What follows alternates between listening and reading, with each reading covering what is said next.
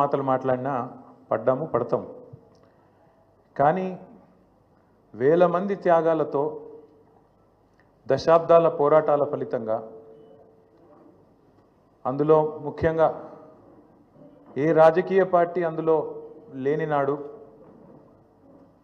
ఆనాడు టీఎన్జీఓలు ఆమోస్ గారి నేతృత్వంలో ఇంకా అంతకంటే ముందు బుద్ధిజీవుల నేతృత్వంలో రాజకీయ నాయకులు కనీసం ఆనాడు మేలుకోకముందే మేలుకొని విద్యార్థులు ఉద్యోగ సంఘాల నాయకులు పోరాటానికి శ్రీకారం చుట్టి అల్టిమేట్గా కేసీఆర్ గారి నాయకత్వంలో అమరుల త్యాగాల ఫలితంగా ప్రజల ఆశీర్వాదంతో సాధించిన తెలంగాణ రాష్ట్రాన్ని అవమానించే విధంగా ఈ రాష్ట్ర భవిష్యత్తుకు ఒక శాపం పెట్టే విధంగా నిన్న ముఖ్యమంత్రి రేవంత్ రెడ్డి మాట్లాడిన దారుణమైన మాటలు ఏవైతున్నాయో అని చూసిన తర్వాత ఆరోగ్యం బాగాలేకపోయినా ఇంకోటి బాగాలేకపోయినా ఏదేమైనా సరే ఖచ్చితంగా నువ్వు పోవాల్సిందే, మాట్లాడాల్సిందే. పార్టీ తరఫున పార్టీగా మనం చెప్పాలి, మన వాదన పార్టీగా మనం చెప్పాలి తెలంగాణ ప్రజలకు కొన్ని వాస్తవాలు అని మా అధ్యక్షులు తెలంగాణ తొలి ముఖ్యమంత్రి కేసీఆర్ గారి ఆదేశం మేరకు ఇవాళ మనందరం ఇక్కడ కూర్చుని ఉన్నాం. నిజంగా నిన్న రేవంత్ రెడ్డి గారు మాట్లాడిన మాటలు చూస్తే స్వతంత్ర భారతదేశ చరిత్రలోనే అత్యంత అసమర్థుడు, ఒక చేతగానివాడు, ఒక పనికిరాని దక్షత లేని పాలకుడు ఇంకొకరు లేరు ఈ దేశంలో అనేది మాత్రం తేలిపోయింది. అట్లాగే ఇంకోటి కూడా తేలిపోయింది. ఏవైతే వీళ్ళు ఒక 420 హామీలతో అభయ హస్తం అనే పేరు మీద ఇచ్చిన మేనిఫెస్టో, అందులో సబ్బండ వర్గాలకు కలిపి 420 హామీలు ఏవైతే ఇచ్చిండ్రో కాంగ్రెస్ మేనిఫెస్టో ఈ శతాబ్దపు అతిపెద్ద మోసం అనేది కూడా తేలిపోయింది. అట్లాగే కేసీఆర్ గారు చిలుకకు చెప్పినట్టు చెప్పిండ్రు తెలంగాణ సమాజానికి. ఢిల్లీ పార్టీలను నమ్మితే 60 ఏళ్ళు గోసపడ్డం, మళ్ళా మోసపోతే ఢిల్లీ పార్టీల చేతుల్లా మళ్ళా గోసపడతాం, మళ్ళా ఆగమవుతాం అని చిలుకకు చెప్పినట్టు 100 సభలు మాట్లాడితే ప్రతి సభలో తెలంగాణ సమాజానికి ఒక అన్నగా, ఒక సోదరుడిగా, ఒక తండ్రిగా వారు చెప్పడం జరిగింది. ఆనాడు ఎన్నికల నాడు కేసీఆర్ గారు చెప్పిన ప్రతి మాట ఢిల్లీ పార్టీలను నమ్మితే ఆగమైతే తెలంగాణ అని చెప్పిన మాట అక్షర సత్యం అని చెప్పి ఇవాళ రుజువైంది. ముఖ్యమంత్రి గారు మాట్లాడుతూ నన్ను ఎవరు నమ్ముతలేరు, అప్పు ఉడతలేదు, ఢిల్లీకి వెళ్తే దొంగను చూసినట్టు చూస్తుండ్రు, అపాయింట్మెంట్ కోసం పోతే చెప్పులు ఎత్తుకపోతాడేమో అని భయపడుతున్నారు. నాకు తెలిసి అయితే నాకు దగ్గర 48-49 ఏళ్ళు ఉన్నాయి.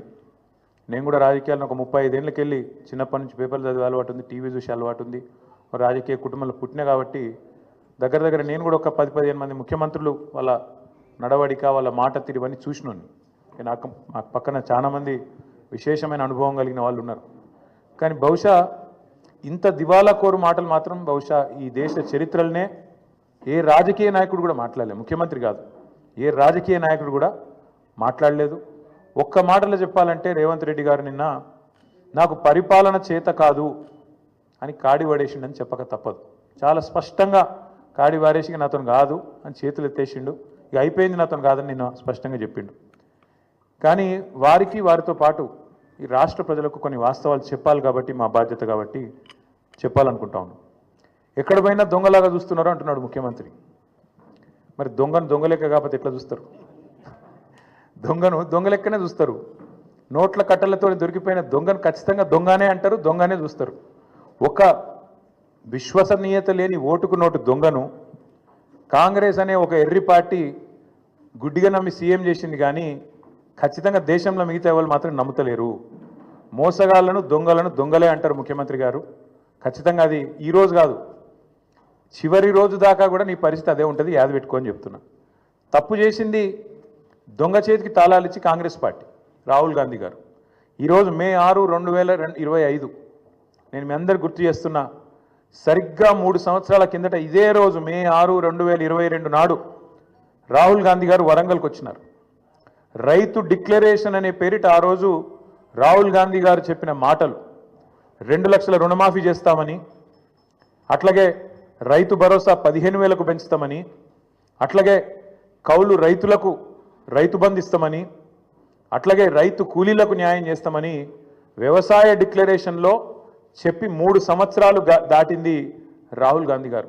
అందుకే నేను అంటున్నా, తప్పు చేసింది రాహుల్ గాంధీ, తప్పు చేసింది ఏఐసిసి, దొంగ చేతికి తాళం ఇచ్చి ఇవాళ తెలంగాణ చేతికి చిప్పవచ్చే పరిస్థితి చేసింది ఖచ్చితంగా ఆల్ ఇండియా కాంగ్రెస్ కమిటీ, ముఖ్యంగా దానికి బాధ్యుడు లీడర్ ఆఫ్ ఆపోజిషన్గా ఉన్న రాహుల్ గాంధీ గారు అని చెప్పి నేను చెప్తా ఉన్నాను.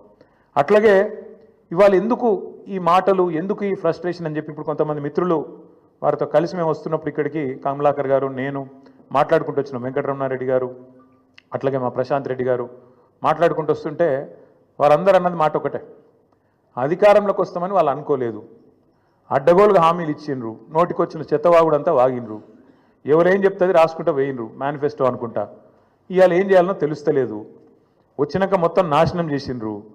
అట్లాంటి పరిస్థితి వచ్చింది కాబట్టి ఇవాళ కేవలం తప్పించుకోవడానికి, కేవలం ప్రజలను ఇక మాతో కాదు తప్పించుకోవడానికి మార్గాలు వెతుకుతూ, దొంగతనం చేసినాక దొంగ పారిపోయేటప్పుడు ఎట్లయితే మార్గాలు వెతుకుతాడో ఆ పద్ధతుల్లో రేవంత్ రెడ్డి గారు ఇవాళ మాట్లాడుతున్నట్టుగా ఆయన ఫ్రస్ట్రేషన్ చూస్తుంటే కనబడతా ఉన్నది.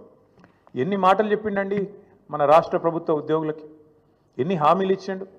అసలు ఉద్యోగుల గురించి, ఉద్యోగుల త్యాగాల గురించి, ఉద్యోగులు తెలంగాణ కోసం చేసిన పని గురించి రేవంత్ రెడ్డికి కనీసం ఇసుమంతన తెలుసా? అసలు ఆనాడు కేసీఆర్ గారు నిరాహార దీక్షకు పోయిందే ఉద్యోగ గర్జన సభ నుంచి.